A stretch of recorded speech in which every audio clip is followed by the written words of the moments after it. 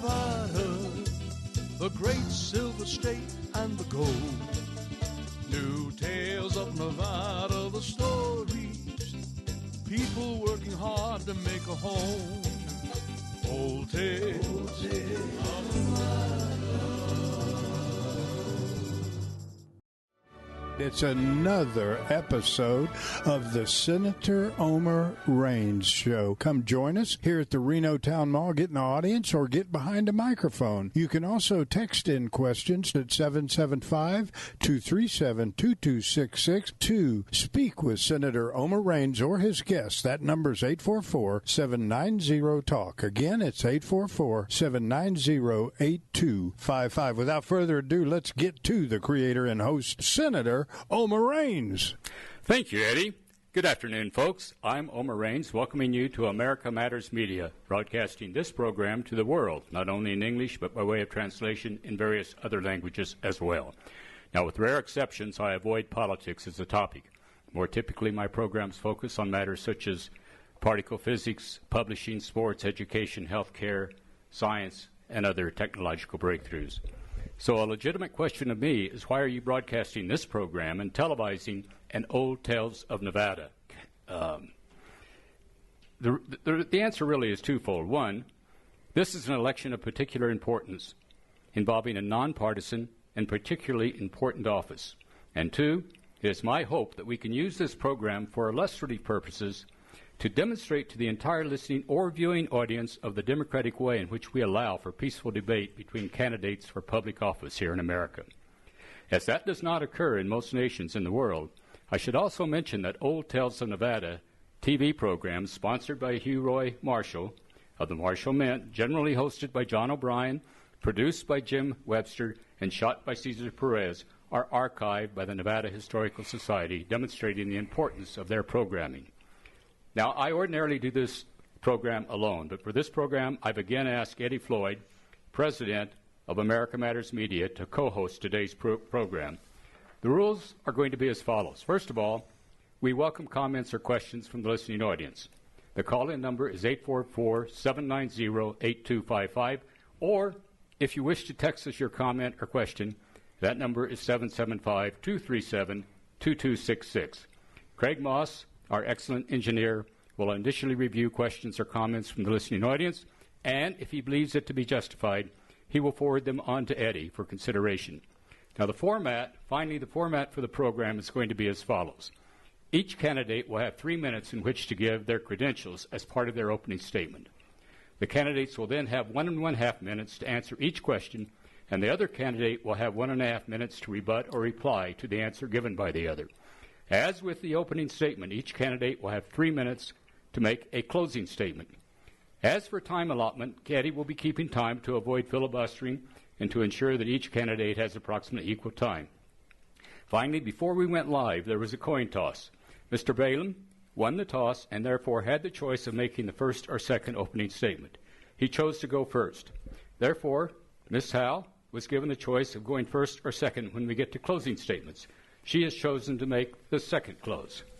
Okay, enough said by me, so let's get it on. Eddie and I will be alternating questions. And Eddie, want to ask the initial question.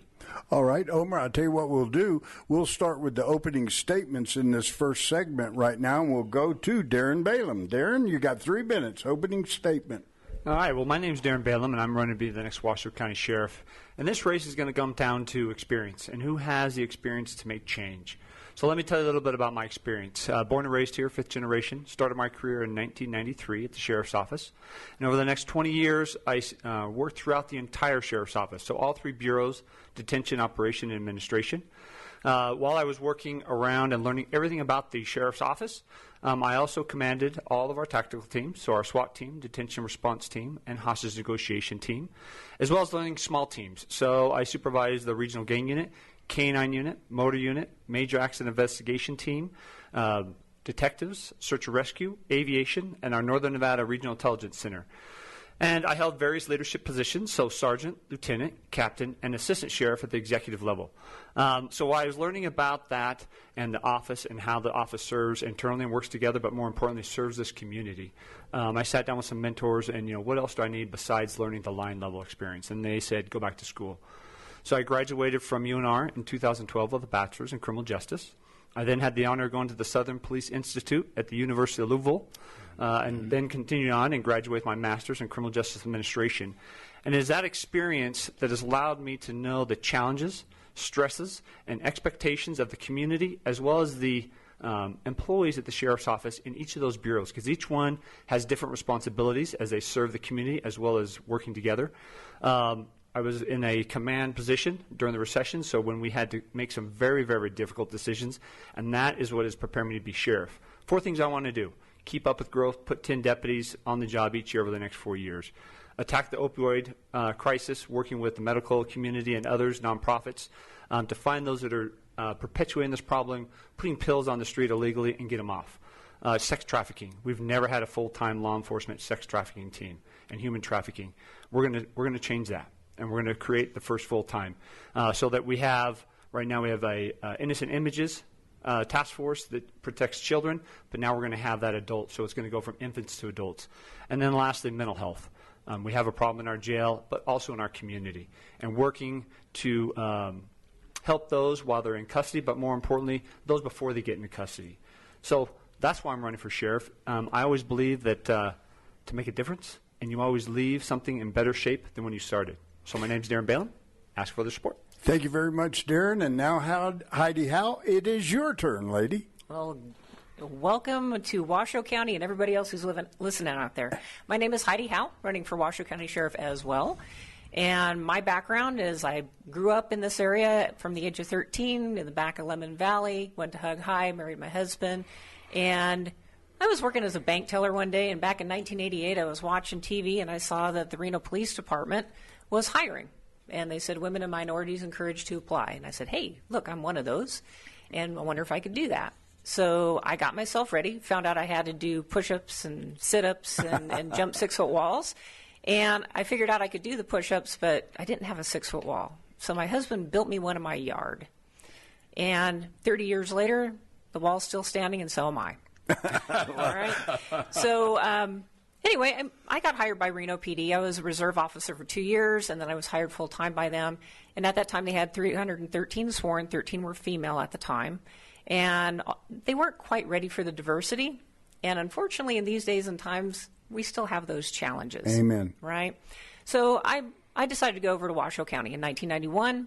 Began as a jail deputy at the time. I was a training officer, hostage negotiator, tactical team commander, commander of the Regional Police Academy, project manager, did a variety of things. And the most important thing I think I did was run the jail, which doesn't sound all that sexy to some people, but it is half the budget, about half the staff, and most of the headache. Wow. So did that for a long time, and as I moved up in my career, I did a variety of things as well. I went to the same leadership schools, Southern Police Institute, Senior Management Institute of Policing, got my bachelor's degree in criminal justice administration from Columbia Southern University. And as I moved up, I thought, hey, I need to lead this agency. One of the things I did is I had a conversation with my staff about the riots in Ferguson, Missouri, and how to build better relationships with the community. And you know what? I gotta let you know, Omer. We're going to go to a quick break right now before we get to the questions. I loved both of your opening statements. Okay, if there's a way to vote for both of you, I'm going to do that. I'll be right back.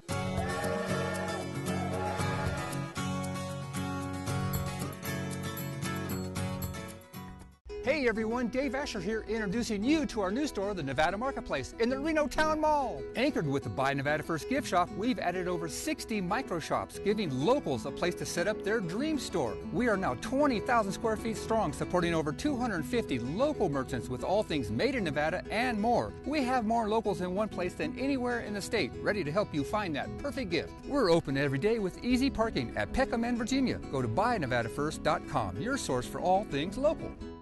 Hi, I'm Paula. And I'm Dan. We're the producers of the Tanner's Marketplace Antiques and Craft Shows at the Livestock Event Center on Wells Avenue. I'd also like to tell you about our everyday location. We're at Somewhere in Time on South Virginia Street. We're Antique Antiques, booth number 46. You'll find paintings by Nevada artists, collectible glass, vintage jewelry, Native American jewelry and baskets, antiques and unusual to unique items. Find it all at Antique Antiques inside Somewhere in Time at 1313 South Virginia Street. Come see us. Somewhere in Time is a place to find what will be treasured for all time. A store full of the unexpected. High-end die-cast models, vintage and antique furniture, Fenton glassware, kerosene lamps, toy trains, vintage neon, a new home decor selection, brothel and casino memorabilia, jewelry creations, and cameras in large collections throughout the store. Bring the family and find the unexpected that will be treasured for all time at Somewhere in Time on Virginia Street in Reno. Protect and serve. When you call for help, you want someone who works for you. It's important you don't see law enforcement as the enemy. With 26 years of experience at the Sheriff's Office, 20 of those years in leadership positions, I'm ready to take on that challenge, addressing crime and preparing the next generation of law enforcement to work smarter, focusing on solutions. I'm retired Captain Heidi Howe, ready for our future, not stuck in the past. Deluxe Travel, locally owned and operating since 1991, is the home for travel to Mexico and Central and South America. The crew at Deluxe Travel is bilingual, trustworthy, thorough, and caring. They will do everything possible to make your dream vacation the best it can be. Now is the time to book for winter travel, so stop by the office at 100 California Avenue or call 686-7000. You can also check us out on our website at deluxetravelLTD.com. At Deluxe Travel, we sell dreams. Come in and plan yours. The beautiful fall colors are being duplicated in the fall collection of fashions at Boutique Elegante. Sweaters are either in the crayon colors for fall or soft muted shades in bark and beige. All of this and so much more at Boutique Elegante. For our cold winter days, jackets and vests are the perfect answer. Faux fur and full leather are the strong fabrics for this season. Team them with maxi skirts for a beautiful seasonal look. All of this and so much more at Boutique Elegante. Hi, I'm Hugh Roy Marshall from the Marshall Men, Virginia City and Reno, Nevada. Come to introduce you to the Let 'em Run Wild Horse Mustang series. Wish depicts the Wild Mustangs herd running free, the mare in its foal, the Wild Mustangs fighting for love. These ingots are a limited edition double-struck product on 1 troy ounce 3-pine silver and are only available at the Marshall Mint, Virginia City or Reno, Nevada. Get your piece of history today. All of us at Shoeman's Custom Cycle are ready to get you and your Harley ready for the road. From oil and tire changes to high-performance engine upgrades and dyno tuning, we at Shoeman's have got you covered with experienced factory-certified mechanics and a full-service machine shop loaded with parts and accessories. Shoeman's Custom Cycle has been serving Northern Nevada since 1988. So ride on down to Shoeman's Custom Cycle at 275 East 4th Street in downtown Reno. Shoeman's Custom Cycle, we're the biker's bike shop.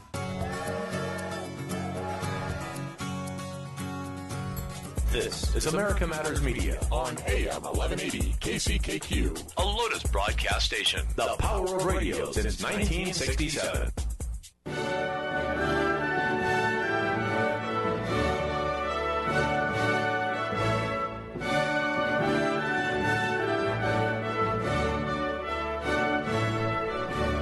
Welcome back, folks. Omer Raines here again, and we are doing a double duty today. We are shooting the Old Tales of Nevada, which is an extraordinary program. It's on TV, and you should not miss it ever.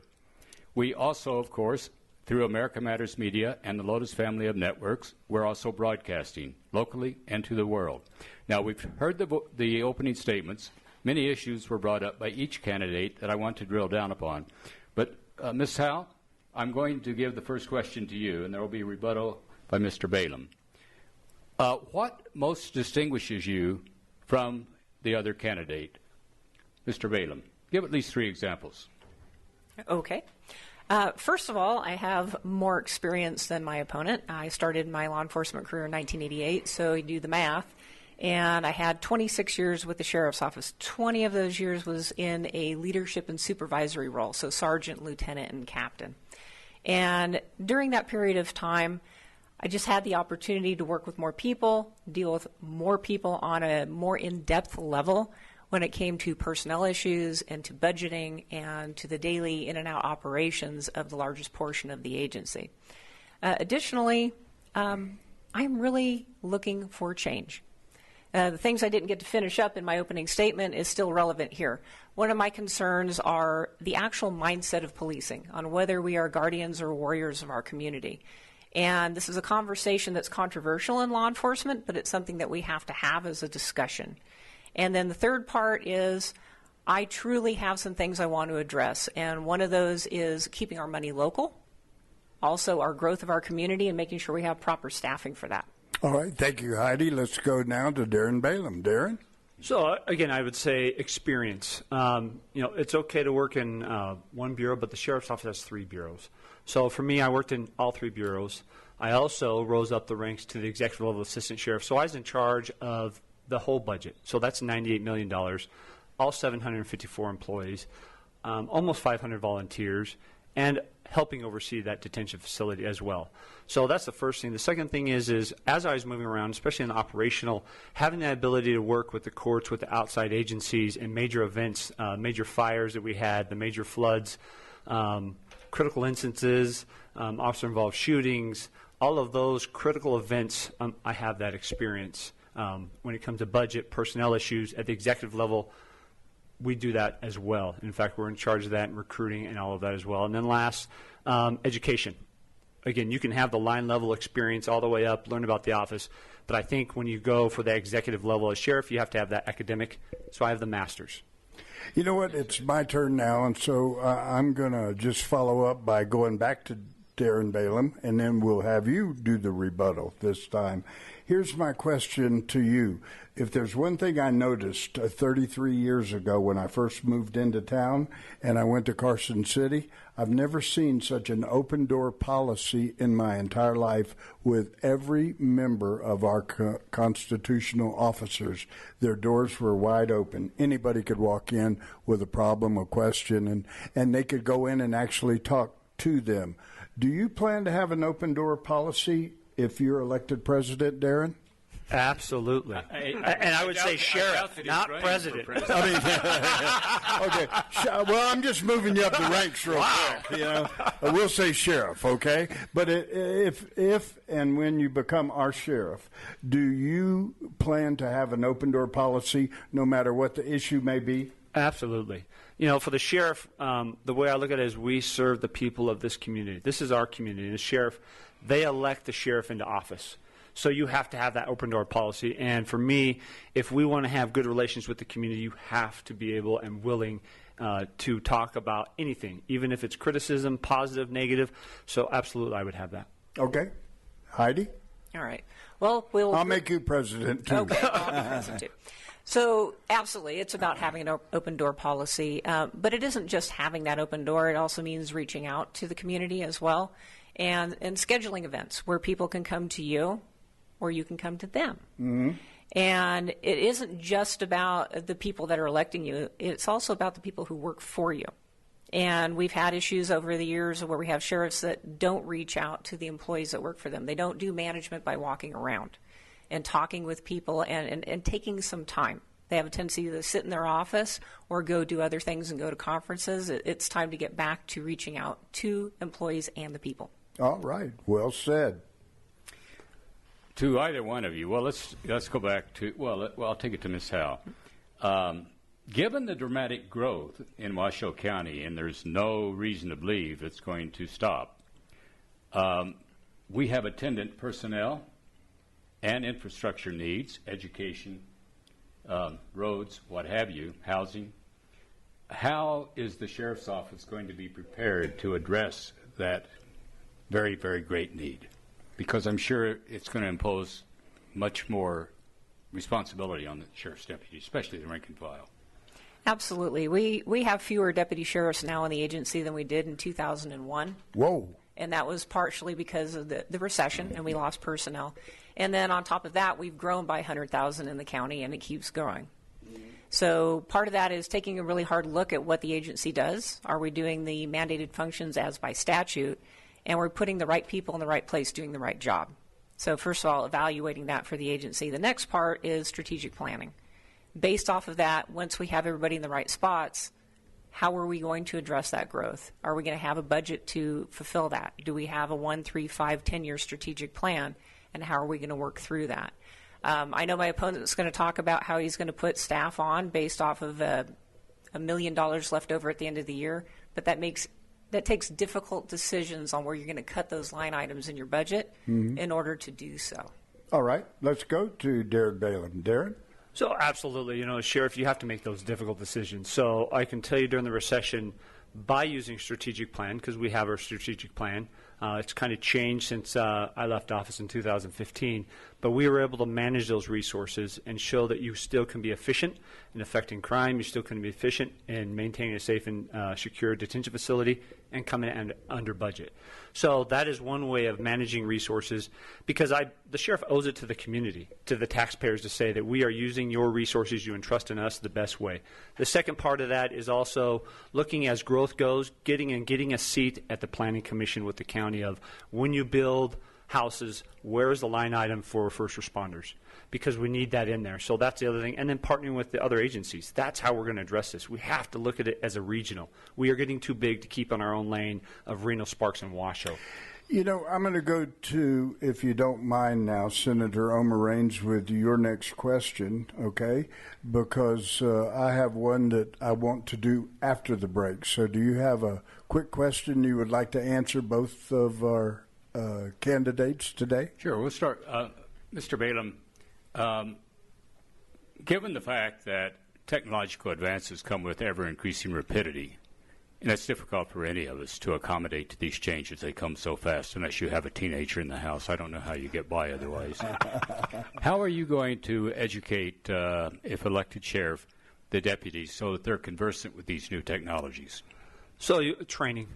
Our previous administration, we were very technologically advanced and moving forward. And as you move forward, you have to get the deputies in for training. We have our yearly training, but that's not enough. You have to do it on a routine basis, on shift. And so as new technology with mapping, with video cameras, with whatever else is going to come down the pipe, drones, we have to train our personnel. We have to make sure that we're exposing them to that. You're up. All righty. Well, technology is something that all of our new officers are going to come in having knowledge of that. Why? Because they're growing up with it. What I see is that also that your middle management might struggle with it a little bit more as they're coming into office and being promoted throughout the agency. The other part of that is that we need to really start figuring out if we should keep moving deputies around into these positions, or do we bring in civilians who specialize in that arena that will stay in those locations longer, holding on to the training and really the skills that it takes to do some of this high technological stuff. Unbelievable. This is the Senator Omer Raines Show, who has stepped aside so that we could do Old Tales of Nevada and actually place the filming in the Historical Society here in the great state of Nevada. We still have plenty of questions for the two candidates for Washoe County Sheriff once we come back.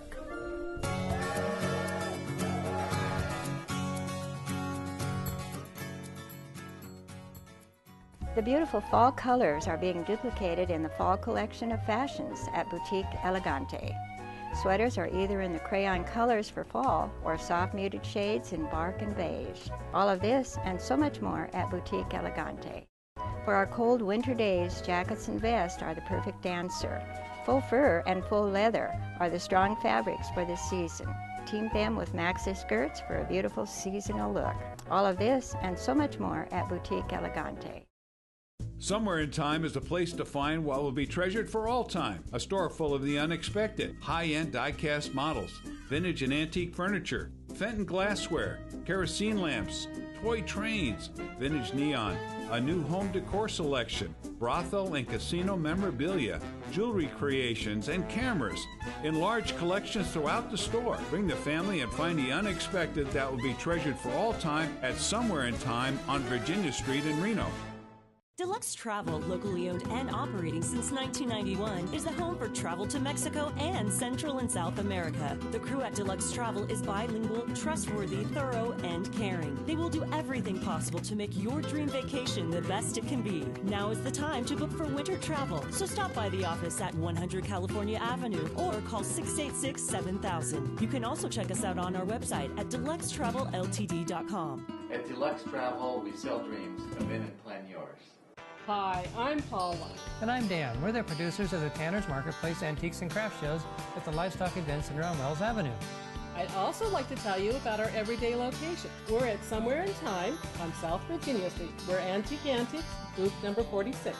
You'll find paintings by Nevada artists, collectible glass, vintage jewelry, Native American jewelry and baskets, antiques and unusual to unique items. Find it all at Antique Antiques inside Somewhere in Time at 1313 South Virginia Street.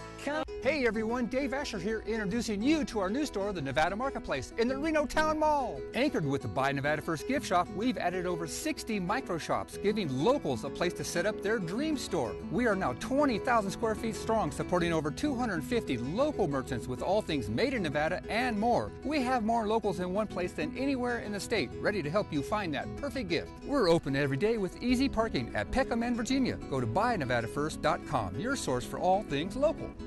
Hi, I'm Hugh Roy Marshall from the Marshall Men, Virginia City and Reno, Nevada.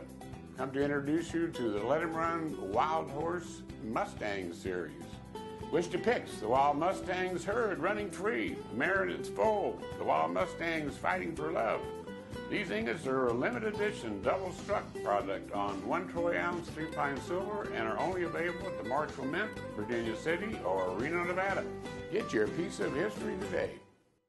The beautiful fall colors are being duplicated in the fall collection of fashions at Boutique Elegante. Sweaters are either in the crayon colors for fall or soft muted shades in bark and beige. All of this and so much more at Boutique Elegante. You have got to come and see our bridal designer collection here at Precision Diamonds. We bought our building, lower the overhead. That means everyday low prices to you. The Office of Sheriff is nonpartisan, and so am I. Today, we seem to be more polarized on issues than together. As nonpartisan, I realize how important it is to listen to all sides. With our growing community, every voice should be heard. As sheriff, you don't get to pick and choose who you protect and serve. With no ties to special interests, I work for you, the citizens of our great community. I'm retired Captain Heidi Howe, ready for our future, not stuck in the past. All of us at Shoeman's Custom Cycle are ready to get you and your Harley ready for the road. From oil and tire changes to high-performance engine upgrades and dyno tuning, we at Shoeman's have got you covered with experienced factory-certified mechanics and a full-service machine shop loaded with parts and accessories. Shoeman's Custom Cycle has been serving Northern Nevada since 1988, so ride on down to Shoeman's Custom Cycle at 275 East 4th Street in downtown Reno. Shoeman's Custom Cycle, we're the biker's bike shop.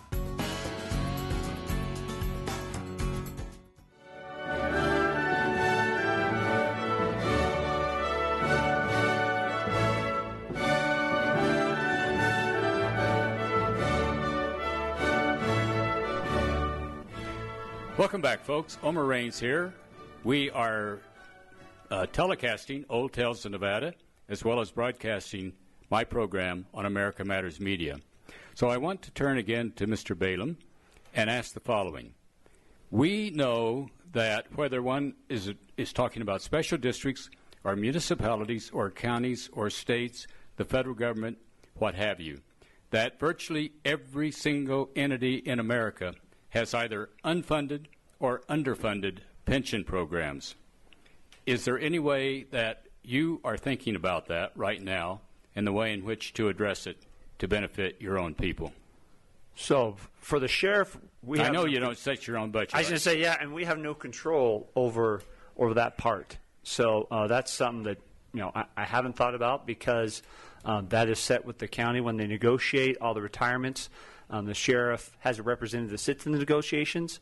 So all the benefits, special pays that may go into that retirement, that's between the associations and the county.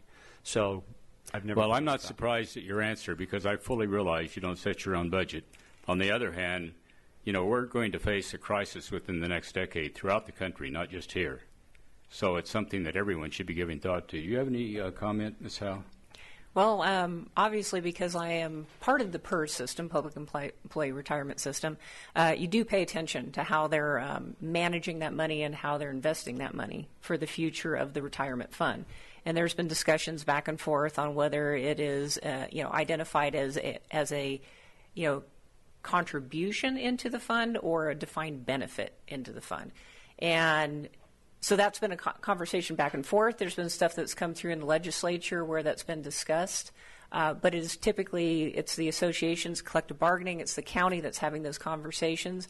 And then those funds go into that state fund. And then it's invested by people that are responsible for that. They're part of a board. You know, Heidi, I'm going to come to you now, Heidi Howe, with my first question. And then I'll have you, Darren, if you will, to give the rebuttal, your comments on it. There was a time, and there still may be a time right now, I just might not be invited anymore to them, when the sheriff's department would go to various communities and they would hold like town hall meetings. What's your biggest problem out here? Is it speeding in the school zone? You know, is it the young kids drinking behind the grocery store? I want to know what your problems are. I don't want to wait till I'm running for sheriff. I want to know what your problems are right now. Is that a program you'd be interested in implementing if it's not already implemented? I thought you were going to say, I don't want to be running from the sheriff. So what's happened over time is our community boards that are out there, Right. a lot of them are being controlled by the county and the county commission. And if there's nothing connected in those meetings to development, typically a lot of those meetings get canceled. And then the community feels like they don't have a voice. And the sheriff's office was attending a lot of those meetings and being able to answer those questions to the public. So if those meetings are being canceled, we need to be creating our own. Also, it means that our deputies on the street need to be finding where the citizens are and meeting with them. And we do have one particular deputy I know that goes and has coffee on a regular basis at a local Rayleigh's grocery store and chats with the public in order to keep their finger on the pulse. I love hearing that. Dennis? Darren? I just called you by your father's name. I have more hair. Yeah, I have more hair. You have more hair than your father had, but I loved your father, so go ahead. All right, so yes, absolutely, we need to bring those back. We don't have them now, and I can tell you community policing, that is one of the foundations of community policing, is going out and asking the community, what do you need? And that's how law enforcement, one, can find that input. Two, that's our way of educating the community on our needs, our issues, as well as hearing from them, and then getting that investment from the community. So as we go out to address it, they know exactly what we're doing because they're invested because they've had that input. What are our issues right now? Our issues are, as I've been out knocking, deputies. Not enough deputies on the street, as well as property crimes are up. You know, I'll never forget one time interviewing Kirkland, okay, who was the sheriff at the time, and he said, Eddie, what we need in town is more street lighting. Cockroaches don't come out in the light, okay, and I'll never forget that comment that he made with me, and I would like to see more. When I saw what was taking place in Ferguson, it seemed to be us versus them, always. There was never a camaraderie ever once when they would break into shoe stores and steal everything, of course, except work boots, okay? That just seemed to me like it was always us versus them. Darren, your response. So that is where community policing comes in. And a good example I'll give you is this. During one of the riots back east in 2014, we had a shooting here. It was a Caucasian deputy, African-American male that was shot and killed. What we immediately did, because law enforcement created a faith-based organization, we met every 6 months, we reached out to them before we released the information to the media. And we sat down and said, we know what's happening back east. Here's the facts of this case right now. We want to let you know. And out of that, we had a very heated discussion, but two things came out of it. The community, through the African-American clergy of Northern Nevada, they agreed with the facts of that, and they backed that situation. But also what they did is we agreed law enforcement could do better. We created the race symposium that's gone on for the last 3 years. Wow, I like hearing that. You're up. So with the riots in Ferguson, Missouri, it was very clear that that community was out of touch. Right. Right? And we have so many opportunities in this community. We've been very fortunate. We haven't had the issues that occur there, but we are one incident away of that ever occurring. Yes. So I think it's about transparency. It's about working with the community and trusting the citizens to weigh in on what's going on. And one of the things that I want to do is I want to bring citizens and place them on use of force review boards. Right. And that's a very controversial subject. You know, one other thing about Ferguson that bothered me, and I think most Americans, was the use by the Ferguson Police Department of military assault weaponry, if you will, vehicles and what have you. You don't have anything of that nature here in Reno, do you? I think that depends on what you interpret as military equipment. We do have armored vehicles, but they are not from the military. And then we have a tendency to wear a lot of tactical equipment and gear to protect our deputies. Sense, of course. And now it can be intimidating for sure. And we do utilize a lot of less lethal weaponry when it comes to dealing with riots and insurrections. Darren, I'm going to come to you first, and Heidi, I want you to follow up on this particular one. How do you feel personally about wearing a body cam when you go out and meet with the criminals? Have no issue with it. I think it's a great thing. You know, we've been, since Sheriff Kirkland, we've had to wear cassette recorders on any of our contacts when I was in patrol. So at the Sheriff's Office, this is nothing new. Now we just have video. And what I think and I hope this community is going to see is you're going to have to see a lot of men and women that are doing great things. That law enforcement traditionally doesn't stand up and say, look at the great things we've done, but now you're going to see it. You're also going to see if we've made a mistake. You're going to see that. But for us, I think it's a great thing. Well, thank you for that. Ms. Howe? So I watched over the years as camera footage and audio footage actually showed that our deputies were doing the right thing. We've had it around for a long time. It's not new.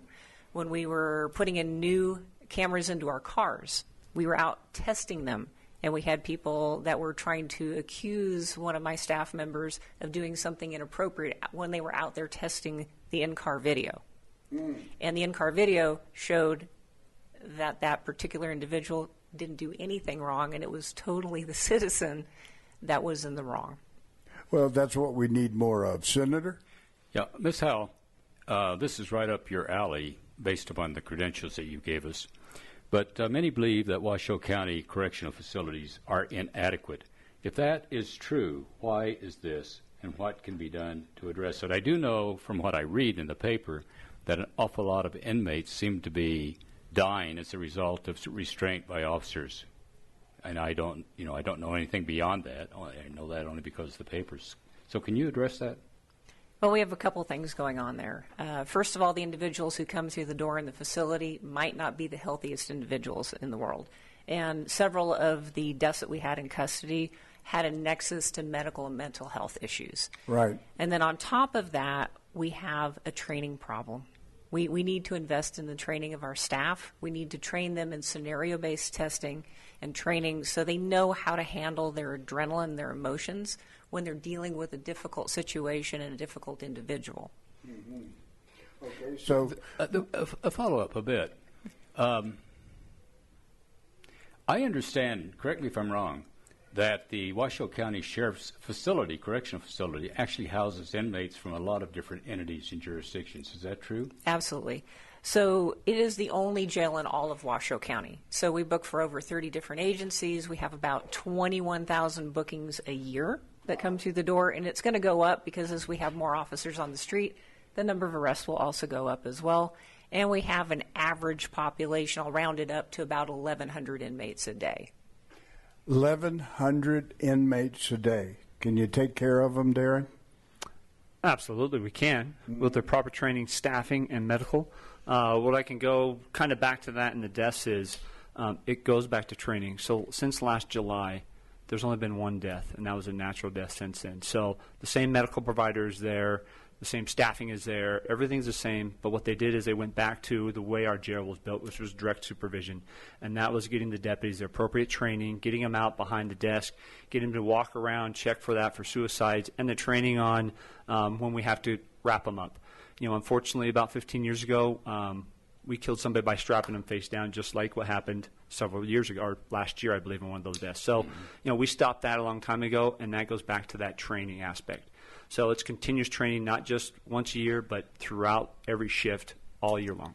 All right, ladies and gentlemen, this is the Senator Omer Rain Show, as well as the Old Tales of Nevada being televised. So don't miss a single second of it. We're going into our fourth quarter as soon as we come back from break.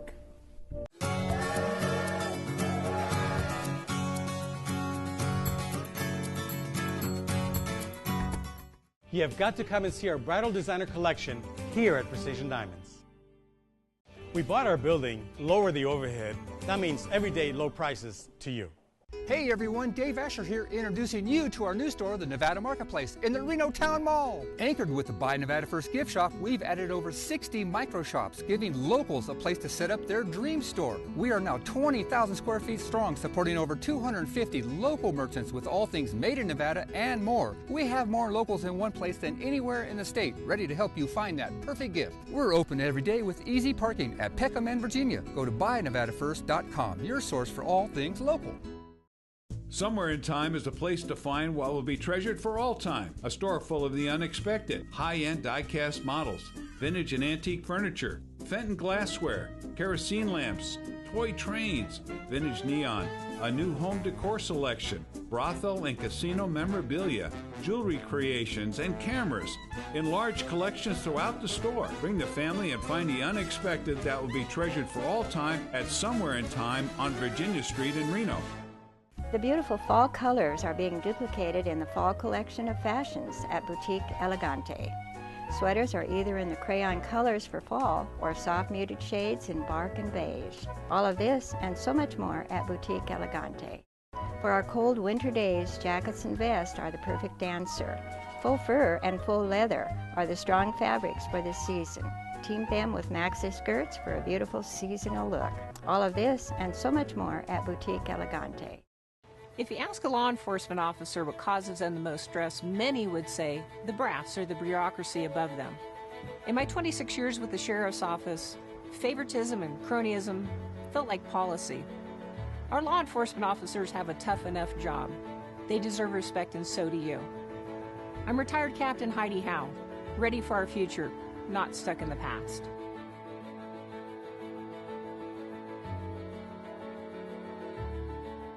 All of us at Shoeman's Custom Cycle are ready to get you and your Harley ready for the road. From oil and tire changes to high-performance engine upgrades and dyno tuning, we at Shoeman's have got you covered with experienced factory-certified mechanics and a full-service machine shop loaded with parts and accessories. Shoeman's Custom Cycle has been serving Northern Nevada since 1988. So ride on down to Shoeman's Custom Cycle at 275 East 4th Street in downtown Reno.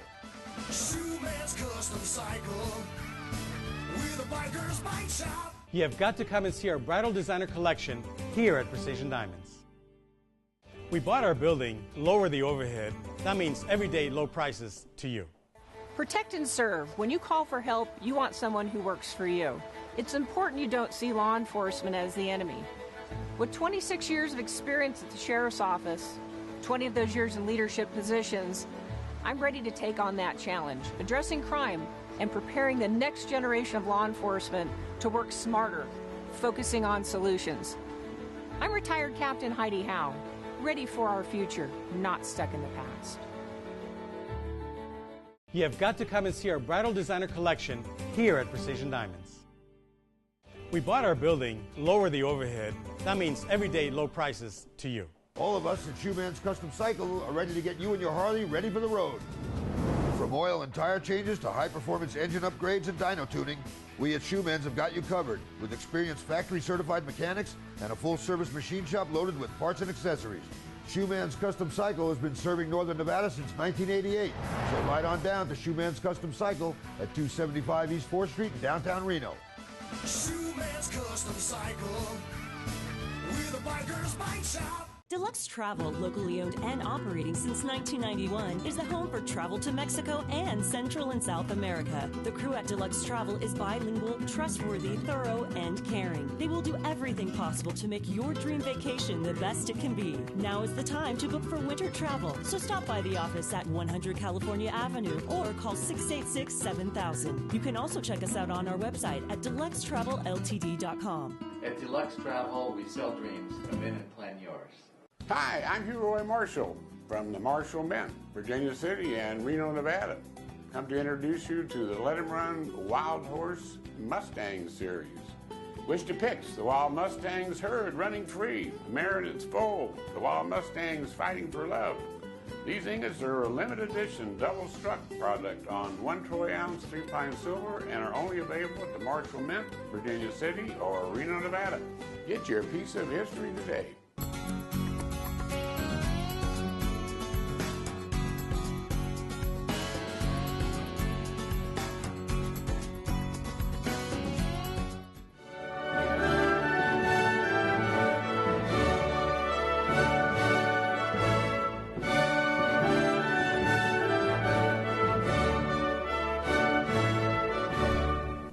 Welcome back, folks. Omer Raines here again, hosting both the Old Tales of Nevada TV program as well as America Matters Media, my own program. And we are talking to the two candidates for sheriff, upcoming election, Washoe County. And Mr. Balaam, you mentioned the mental health problems. Can you elaborate on that? And by the way, let's throw in the opioid crisis with that, because I think in some fashion they are related. So they're absolutely related. So we are the second largest mental health facility in the state, our detention facility, Metro's jail being the first. When the state mental health hospital shut down decades ago, that population, where did they end up? Because they had nowhere to go in our facilities. So with the opioids, that's another issue. One of the things in this community that's going to be a huge game changer, in my opinion, is the counties and cities are going to hopefully take over the state mental health hospital campus, 66 acres, where they're going to move the women, children, and families from Record Street Shelter. They're going to get them over there, and it's going to have wraparound services. And for me in the jail, what that means is when we have that population, they're getting ready to be released, what I always saw is we gave them a bus ticket. We wished them the best of luck when they served their time. We kicked them out the door, and then they came back and we wondered why. Well, now it's hooking them up with transportation, linking them through social services, if we can get those into our jail, to that campus, and then now we transport them over to that campus so they can get on their feet, they can get stabilized within our facility, and that's where with opioids you bring in Terboxin, Vivitrol, and those type of programs into the facility so that we can start stabilizing them while they're in custody. We have their attention. Let's take that opportunity, and then when we release them, we can transport them to other organizations. They just started this last week, a transport with Hopes. After meeting with Sharon Chamberlain, the CEO, and the jail, I threw it out to him. She was willing to bring a bus up. So they pick somebody up at 2:30 Tuesday through Friday, anybody that qualifies for Hopes, and then now again they get on that bus when they're released and they go to Hopes instead of here's your bus pass. Obviously, we have issues with mental health and substance use disorders. A lot of people are utilizing those substances in order to self-medicate. They are not even aware that they have mental health issues. Right. They just know it makes them feel better.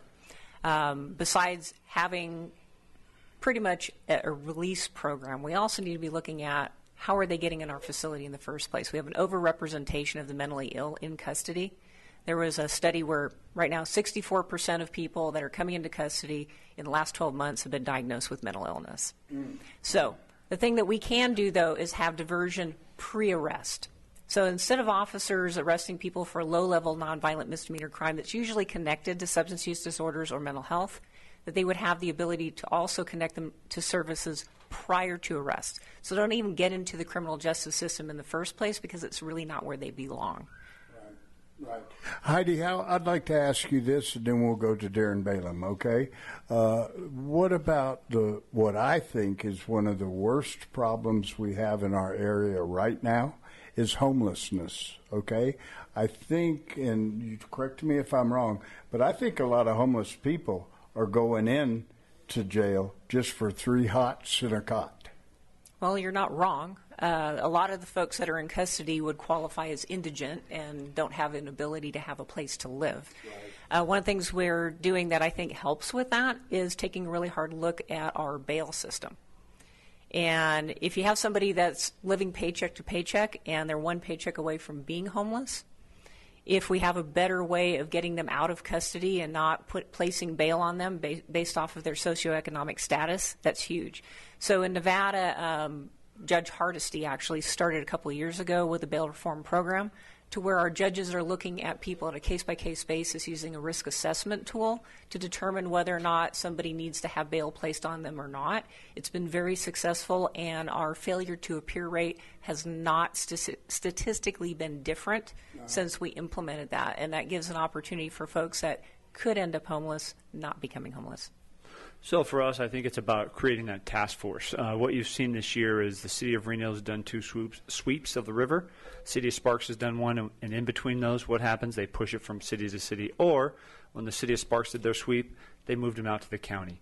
So what we need to do is bring back the 2 deputies in Crossroads that the current administration cut, and then we need to create a task force with Reno Sparks so that they work that river, so we can get those people the services they need, work with the City of Reno and the BID that they just created, the Business Improvement District, because if we can divert those people into services, we know we don't have enough beds, but instead of just sitting on there and we work together along, instead of pushing them from one city to the county, we're going to make that difference. And then with, again, this campus, that's going to open up a lot of beds and wraparound services. And now if you have that task force that's working the entire community together, we're on the same page with the courts and putting them over there before they end up in our jail. I like that.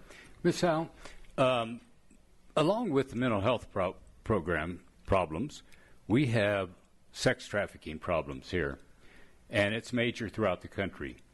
And you know that we all know because of Creighton University and the studies they're doing around the country, that the ports of entry, New York City, L.A., Houston, and so on, are major problem areas.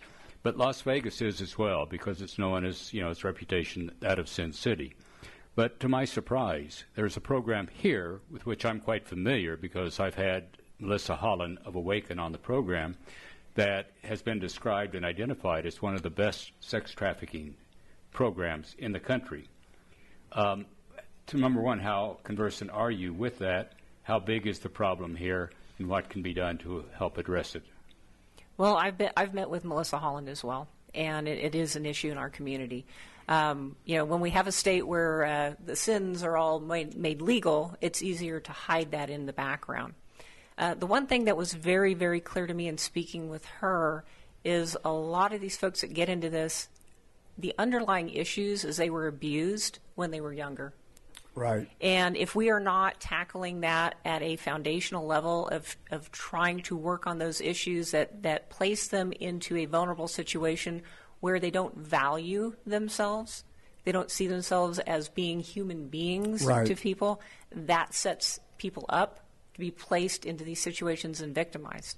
I'd like to bring Awaken into our jail facility where we have a lot of these individuals that are going through this process and get them connected to them and get them away from the people who are victimizing them. Derek? And I think we should point out that it's not just women. That's the main thing. That's right. But it's also children and sometimes even men, grown men. So you got to attack this on several prongs. The first is, again, we've never had a full-time sex trafficking, human trafficking law enforcement team. So last assembly, Assemblywoman Tolles set up funding mechanism. The federal government has some funding mechanism for equipment, like some of our other task forces. All we need to do is put bodies in there. So the first thing is to create that task force of law enforcement in the region where they go out and identify the pimps and profiteers, and then we arrest them and get them off the street. The second part of that is with the victims. The victims many times do end up on our facility. They don't see themselves as victims, and that's where Awaken, we have to continue to partner with them. Our street crime teams have, and identify those individuals when they're incarcerated through social workers, through Awaken or whatever, and then work on getting them and making them recognize that, yes, they are truly victims and helping them. Okay, we've got to go to closing statements. We're going to do that right now. And they're going to be shorter than I had anticipated. Right. You chose to go first, Mr. Balaam. Try to make the 3 minutes 2 minutes max. You got it. All right, so my name's Darren Balaam. Sir, I'm sorry to interrupt. 90 seconds, please. 90 seconds. 90 seconds. My name's Darren Balaam, running for Washoe County Sheriff. Again, this race is going to come down to experience and who can affect change with that experience. I worked throughout the entire sheriff's office dealing with the overall budget, all the men and women at the sheriff's office and volunteers. So I have the experience knowing the challenges, expectations that it's going to take to move this organization into the future. You know, I want to address growth. I want to address the opioid. I want to address sex trafficking, and I want to address the mental health within our facility and out in our community. What I'd tell you is law enforcement next to my family is the next greatest passion, and I want to make a difference, and I believe that you leave a place in better shape than you started. And I would tell you that, you know, ask the men and women within the first responding community of this entire community who they believe has the experience and who they support, and they would overwhelmingly tell you they support me. So I ask your viewers and listeners for their vote, and thank you very much for this opportunity. Thank you, Darren Balaam. Let's go to Ms. Heidi Howell. So thank you for listening to the show. I really appreciate everyone's time and becoming educated voters. I agree. It is about experience. And I rose up through the ranks on my own, and it has made me the person that I am today. As far as the men and women of law enforcement, I think they deserve respect. The citizens deserve respect, and so do the inmates that are in custody. They all deserve respect. And how we treat people matters. That is a very important thing to me. And the bigger piece here is when I look at the organization as a whole, we need change. We need to be ready for that change. The men and women that are supporting my opponent, they're law enforcement. They're not great with change. And if I didn't want to change in my career and I want things to go back to the status quo, I wouldn't vote for me either. So, again, please get out and vote. Show up for early voting and also on November 6th and cast your vote. You know, Omer, with your permission, I have one thing I'd like to ask them like I did our governor, Governor Brian Sandoval. If you're elected as our sheriff, or if you're elected as our sheriff, could we do at least a monthly show to bring us up to date with new events and new occurrences that have taken place in the sheriff's office? Absolutely. That's easy stuff. Easy stuff. I love that. I love it. Well, look, in closing, I want to thank the Old Tales of Nevada crew. Cesar Perez is marvelous. And, you know, John O'Brien and Jim Webster and all those who are here and the various participants in today's program. I greatly appreciate the two of you showing up. Eddie, I enjoyed you co-hosting. It's always fun to have you along with me. And I want to wish everybody a grand and wonderful and happy Nevada Day. Is there anything else that people want to say? Yeah, here's what I really want to say, and that is this. I meant what I said when I said it's unfortunate that we have two candidates such as Heidi Howell and Darren Balaam, because either one of them, in my opinion, would make great sheriffs. And I hate it when you have so close a race and it all is going to depend on getting out to vote. So right now, I'm telling everyone, now this is the first of probably many times you get to hear Darren Balaam and Heidi Howell speak. Do me a favor, go to YouTube, look up their speeches, listen to their speeches, and have an educated vote. That's the only wish I have, an educated vote.